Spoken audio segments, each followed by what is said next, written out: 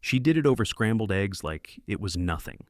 I set the plate in front of Chloe, and she pushed it away with a blank face. "Smells heavy," she muttered, eyes on her phone. "You liked it yesterday," I told her.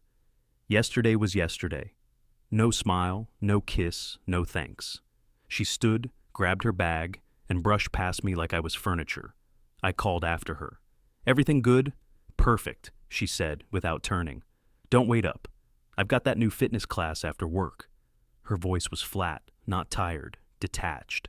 That was the first day I looked at my wife and felt like I was talking to a stranger renting our kitchen. If I'd known where it was headed, I would have bought more takeout containers and fewer flowers. I finished her eggs standing over the sink because food shouldn't die for nothing. I don't do drama. I do intel, patterns, analysis, results. 22 years in security consulting. Starting military at 18 teaches you to read environments before they read you. So I started collecting data points. 3 nights out that week, no concrete plans shared. Texts answered with one-word replies. "Sure, fine, busy." Kisses became cheek brushes. Hugs turned into dodges. She laughed alone at her screen and saved silence for me. I gave it 2 days of observation. Then I made it simple. "Talk tonight," I told her that morning. "Let's sync up." She didn't look up from her mascara. "About what?" "This distance." "There's no distance." "Then the conversation will be short." She zipped her bag like closing a case. "I'll see how I feel." I said nothing else, but I cleared my schedule and put my phone face down at 6. At 7, she sent, "Running late." At 9, she walked in, not apologetic. "Let's do this," I said, motioning to the couch. She leaned against the counter instead, arms crossed. "I'm exhausted," she said. "So am I. Exhausted pretending this is normal." "Austin, you're reading into things. Work's heavy. Brooke's on me constantly. I don't need another person analyzing me." I nodded once. "Understood. Translation. You don't want connection. That's your right. My right is to stop guessing games." She rolled her eyes. "There you go with rights and boundaries." "Adult concepts," I replied. "Don't start a lecture." "No lecture. New logistics." I sat forward. "Starting tomorrow, we run separate accounts. You handle your bills from your checking. I handle mine. We split groceries, utilities, cleaning service. If we're partners, let's be clear partners. If we're roommates, let's be efficient roommates." She blinked like a camera shutter, got her attention. "Where's this coming from?" "From not being your emotional punching bag. Clarity reduces friction." "So you're punishing me because I'm stressed?" I shrugged. "I'm responding like a grown man whose wife won't communicate. Pick your interpretation. Also, fitness classes end by 9:30, or you text me a location. Basic safety courtesy. I'll extend the same." She grabbed a water. Glass took a small sip, set it down with precision. "Wow, you wrote rules." "No, I eliminated confusion." "Your tone's off, Austin. Your silence is louder." She stared, then softened 1 degree. "I'm just stretched thin. Brooke's been sending me these self-care podcasts. She says I give too much." "Brooke distributes advice like Halloween candy," I replied. "Don't be mean." "I'm not. I like Brooke. But you and I decide our marriage, not her feed." She looked past me. "Can we not call it marriage tonight? It feels heavy." That one registered. I logged it, changed nothing. "Done for tonight. I'll get you copies of the bills tomorrow." "I'm not angry," she said quietly. "I'm setting boundaries. It feels cold. It matches the temperature in here." We slept on opposite sides with a pillow border we didn't cross.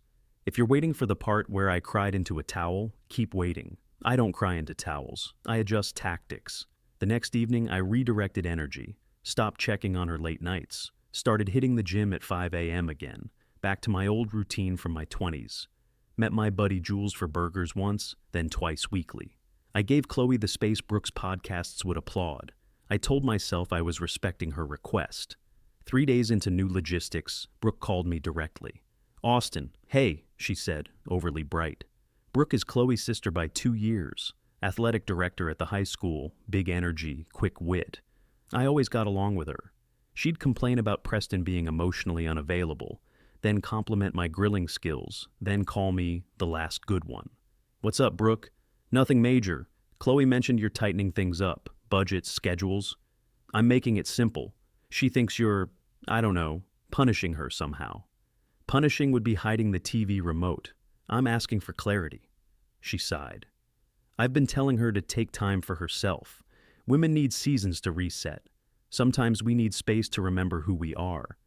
She's been resetting away from home 4 nights straight. It's not personal, Austin. She's overwhelmed with work, family pressure.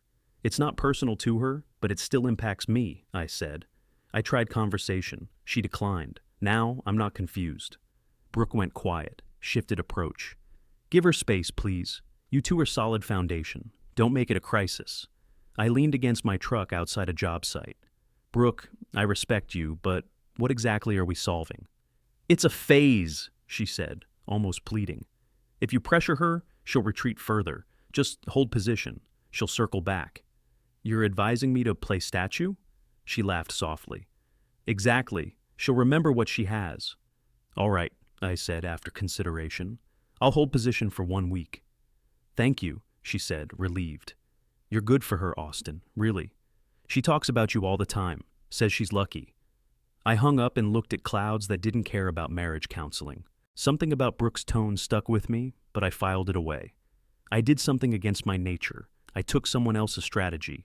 I gave Chloe space like it was premium real estate, and she used every square foot.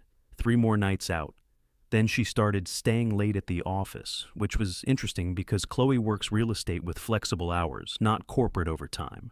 She claimed difficult clients wanted evening showings, but her commission checks didn't reflect the extra effort.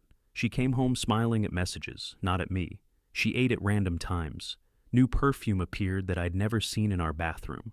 I didn't accuse. I didn't fish. I did logistics. Saturday morning. I'm moving my gear from the garage to the shed. Need truck space? Do whatever you need. She mumbled something while scrolling. I'm also canceling Sunday brunch with the Hendersons. Not feeling social. She looked up.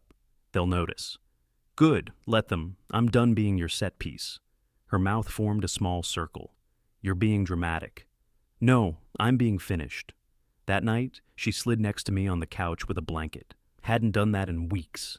I miss us, she said, not quite looking at me. Which part? I asked. Just us. I've been distant. I'm sorry. I didn't melt. I also didn't shove her away.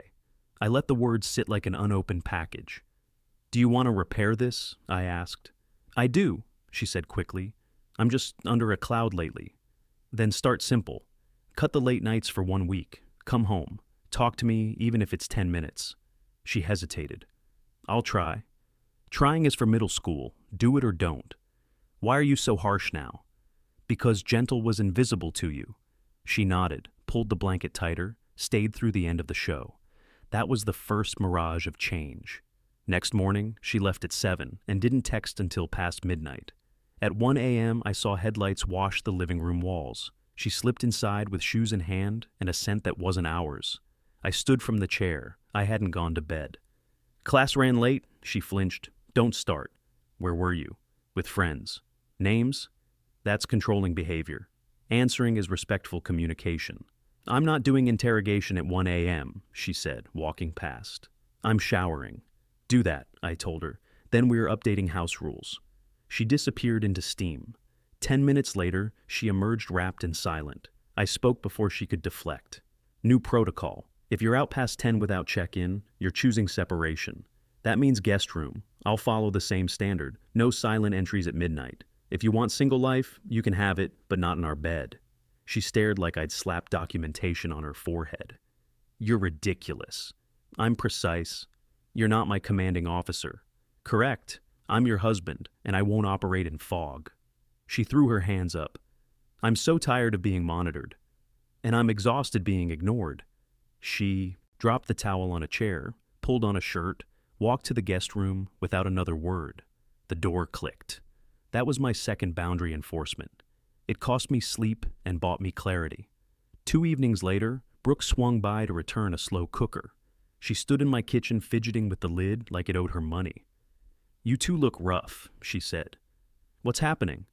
Ask your sister. She doesn't brief me anymore. She says you're making rules like some kind of drill sergeant. Brooke, your advice was to wait it out. I gave it a week. Situation deteriorated. She bit her lip. Give it 1 more week, please. One more weekend's when? End of next Friday, she said, calculating fast. If it's still broken, I'll talk to her. Really talk. She listens to me. I studied Brooke. She looked genuine, not manipulative. One more week, then I stopped playing statue. We shook on it, oddly formal. She left. I watched Chloe abuse that 1 week extension like a Black Friday coupon. Started coming home at 2, sometimes 3 a.m. No apologies. When I asked what was happening, she laughed under her breath. You're always so serious, Austin. It's not a courtroom. Then stop cross-examining my boundaries, I shot back. She grinned like she'd found cream. You love control. Makes you feel important. It makes me feel sane. By Friday, I had more data than patience. I told her directly at the kitchen counter, cut the late nights tonight. She didn't glance up from painting her nails. No. Then here's my clarity. Cut them, or I file Monday morning. She set the polish down, finally facing me. You want out so badly? Go file. I'm not stopping you. I laughed once. You sure that's your final answer? I'm done being managed, she said, cold as tile. Perfect, I replied. Management accepts resignations. I picked up my keys. Where are you going? Chloe asked, suddenly alert. To find a pen and a witness who remembers when you cared. I drove to Brooks, didn't text first. She opened the door in workout clothes, hair in a messy bun, TV humming behind her. This can't be good news, she said, reading my expression. It's not. We sat on her couch. I outlined the week, the rules, the line I'd drawn that morning, Chloe's response. Brooke put her head in her hands. She's being stubborn. Brooke, I'm not stubborn. I'm done. I'm filing. She flinched like I'd thrown a brick through her window. Don't do that. Not yet. You told me to wait. I waited. She used it to sprint away.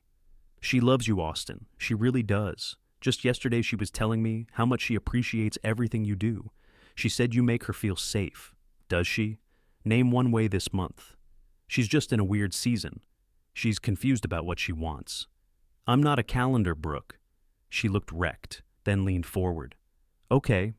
If you're convinced something's wrong and she won't communicate, then get facts. Real information, not assumptions. Then you'll know whether to file or fight. I raised an eyebrow. Meaning, she whispered, glancing toward the empty hallway like someone might hear. Hire someone, a professional. Preston used one for a client fraud case at his firm. It was quick and thorough. I sat back. Hired surveillance isn't my style. I prefer direct questions and honest answers. But direct got you closed doors, she said quietly. I nodded slowly. You have a contact? I can get one from Preston, she said, already grabbing her phone. He knows someone discreet. Background checks, surveillance. She typed, waited, typed again. He'll send the information. Thank you, I told her. She looked at me with real pity, and I didn't enjoy being on the receiving end from anyone. Austin, whatever this is, I'm sorry. She keeps saying how lucky she is to have you. Maybe she just needs to remember that. Don't be sorry. I'm not the one misplacing my wedding ring. She managed a small, sad smile. You're still a good man. I'm a man with a checklist, I said, standing. That night, I called the number. Voice sounded like a bowling alley manager. Wells Anderson, what do you need? Discretion, speed, photographic evidence. 3-day package, I answered. Text me basics. I wired a retainer before brushing my teeth. Next day he started. Didn't bother me with updates. Didn't need to. I went to work, consulted on a corporate security upgrade, answered Jules's questions about weekend plans, ignored my buzzing brain. Chloe texted, running late, with a heart emoji I hadn't seen in a month. I ignored the heart and checked my calendar. The gym became my sanctuary. 5 a.m. sharp before the world woke up. Deadlifts, bench press, heavy bag work until sweat burned my eyes. Physical exhaustion was honest. It didn't lie or evade. Jules joined me twice that week, pushing iron while I processed data points I couldn't share yet. Day 3, Wells called. You want digital link or hard copies? Hard copies. I opened the envelope in my truck, parked in a grocery lot where nobody knew me. The photos were ugly in their clarity. Restaurant window shot, 2 people at corner table, hands meeting middle like checking pulse. Back seat angle, her head tipped back laughing, his jawline familiar. Final series, motel entrance. her hair tucked under a baseball cap that was a joke as disguise, his arm around her back.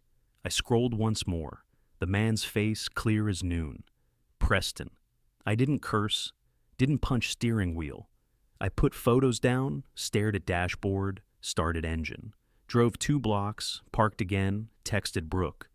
I'm filing today. Austin, stop. She loves you. I know she does. She loves your husband more. Check your phone. I sent 3 photos, the ones where there's no room for alternative stories.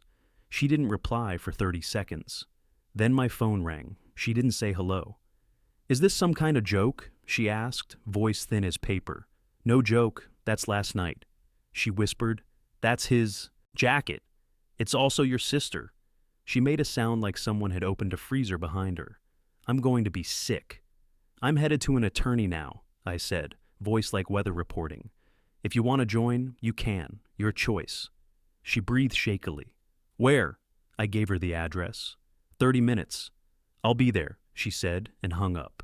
I sat in that lot with engine idling, watched a kid load water cases into a sedan. He worked with both hands, careful, no rushing.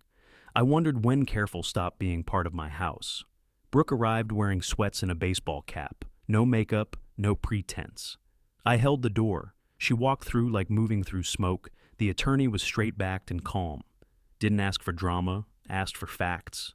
I gave him dates, behavioral changes, the photo link. He scrolled, pursed lips, nodded like he'd seen this exact movie with different actors. Here's where you stand, he told me. You can retain me today. With this evidence, you're in strong position. We can proceed without fireworks. You're both adults, free to make choices. You don't need to announce anything early, but you may if it serves your peace. Brooke cleared throat. If, and I can't believe I'm saying this, if I also pursue separation, is there someone here who can handle that? He glanced at her, at me, back to her. We can open a file. I'd recommend separate counsel within our firm to avoid conflicts. But, yes, we can begin. We signed what needed signing. Put retainers on credit cards, listened to instructions that sounded like, you're free to stop drowning now. Then stepped into sunny parking lot, squinting like people leaving a matinee that was too real. What now? Brooke asked. Now I go home and take back my house, I said. You're telling her tonight? I'm not waiting a week for perfect timing. She nodded once. What should I do? You do what keeps you steady. I'm not your project manager. She half laughed, half sobbed. Okay. We didn't hug, didn't say, we've got this. Got in separate cars, drove to separate storms. At home, I didn't pack my bags. I packed Chloe's, took her dresses off hangers, folded them carefully into the suitcase she uses for girls' trips. Added toiletries, makeup bag, framed photo with Brooke from a beach vacation, the one with matching sunglasses. I didn't break anything, didn't throw. I rolled suitcases to front door, set them side by side, put a manila folder on top. Inside, printed photos Wells had delivered that I'd collected from attorney's office. Copies, not originals. I washed a pan, cracked 3 eggs, made an omelet for one, ate it with hot sauce in silence. At 2 a.m., the lock turned. Chloe stepped in, hair messy, shirt tucked wrong, eyes bright with wrong kind of happiness until she saw luggage. She froze. What? Are you going somewhere? No, I said, sliding my dish into sink. But your boyfriend will be house hunting. You'll want accommodations at his place. I packed light to start. Her face went white, then red. What are you talking about? Check the folder. Executive summaries on top. You're insane, she snapped, reaching for first page. You've made up... She stopped. Photo stared back. She flipped another. Another. Her lips moved like reading receipts. Put those down, I said, wiping counter. They're copies. Originals are with counsel. She clutched edges anyway, crumpling one accidentally. Austin, this isn't... Stop. Don't insult me with improvisation. You don't trip and fall into a motel. You don't hold hands with your sister's husband because the table wobbled. You made a choice. I made mine. She threw papers on floor like they burned. I'm sorry. I'm so sorry. I've been lost. It wasn't supposed to... Logistics, I said, rinsing sponge. You have 10 minutes to grab necessities and leave. After that, I call counsel, and we discuss different locks and police welfare checks. I'm being polite. Don't make me efficient. She stepped toward me. Can you forgive me? I'll fix this. I'll tell Brooke it was nothing. I laughed short. You can tell Brooke whatever you want. She saw the same folder. She's the other spouse in your triangle. She deserved truth before neighborhood gossip mail. Chloe's voice broke into pieces. It meant nothing. I was confused. He was available. We were falling apart anyway. By schedules, apparently, I said. 9 minutes. She stared like we could rewind. Austin, I love you. You love convenience. You love options, I corrected. I love respect. That's dead here. She took breath, trying to restart script that wouldn't load. We can see someone. No, we can't. I pointed at suitcases. 8 minutes. She looked like she wanted to argue. Something in my expression stopped her. She went to bedroom, grabbed duffel bag, stuffed it with random clothes like thief in own closet. She returned to door, cheeks streaked, hands shaking. I never meant to hurt you, she whispered. You didn't hurt me, I said, opening door. You disqualified yourself. She walked out with bag. I set suitcases beside her on porch. Night was cold. I handed her the folder. She flinched. Keep it, I said. You'll need to remember what happened when people ask. She stared one more second, eyes begging for last-minute rescue. I gave her nothing. She picked up keys and left. 30 minutes later, phone rang. Brooke, crying so hard I barely recognized her voice. He came home, she said. I confronted him. He tried to flip it, said he was helping her work through marriage problems. Can you believe it? I put his stuff on the lawn. He's at his friend's place. Good, I told her. I'm done here too. She sniffed. Are you alone? Yes. I can't sleep. I keep seeing those pictures. She kept saying she was lucky to have you. All those times she talked about how much she loved. Her voice broke. She wasn't talking about you, was she? Drive over, I replied. Bring food. I'll make coffee. She laughed through tears. There's wine. Bring it. Just don't expect me to drink more than 1 glass. She arrived in 20 minutes, eyes red, sweatshirt inside out, handed me greasy bag of fries and bottle of red wine. We sat at my kitchen table like 2 ER patients. I feel so stupid, she said. All those conversations about how much she appreciated you, how safe you made her feel. I thought she meant you. You couldn't have known. I should have. I'm her sister. I pushed you to wait, to give her space. I was helping them. You were protecting what you thought was a marriage. I was an idiot. You were loyal. Different thing. We talked until 3 about everything except them. Watched old comedy, scrolled photos of her dog, argued whether 7-minute planks are worthwhile. We didn't touch, didn't hint. We were 2 people holding same brick from different collapsed walls. As sky lightened, she fell asleep on couch with blanket and 1 shoe still on. I wrote note, guest room has clean sheets. Left it on coffee table, went to bed for 2 hours. By noon, she was gone. Blanket folded, bottle corked, fries demolished. We texted later. Thanks for couch for not making it weird. We're both tired of weird. True. You good, Brooke? Strong enough? I thought that was bottom. It wasn't. 3 days later, Chloe made her countermove, not at me, at narrative control. I got 3 calls from mutual friends. Script was similar. We heard you were controlling. We heard you locked her out. We heard you're filing because you're cold. Old me would have let gossip eat itself. New me decided to extinguish fire with facts, not wishful thinking. I created group text, not small one. Added my parents, her parents, Brooke, close friends, Jules, 2 of Chloe's coworkers I trusted, neighbor who loved clean lawns and truthful sentences. I typed once, didn't pour emotion, didn't scream, set record straight. Good morning. Stories are circulating about my separation from Chloe. I won't argue in streets. Here are facts. Attached folder. Wrote 3 bullet points. Dates, boundaries I established, results.